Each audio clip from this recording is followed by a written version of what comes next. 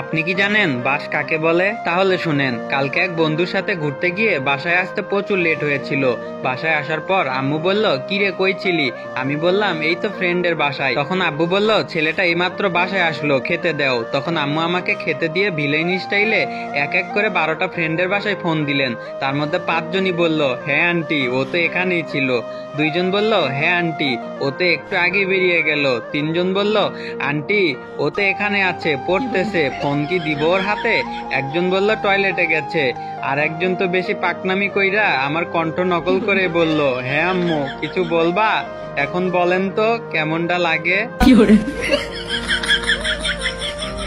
Guys, অনেকদিন পর এরকম ভিডিও দিলাম, একটু শেয়ার করে দিও যাতে আরো এরকম ভিডিও বানানোর একটু উৎসাহ পাই।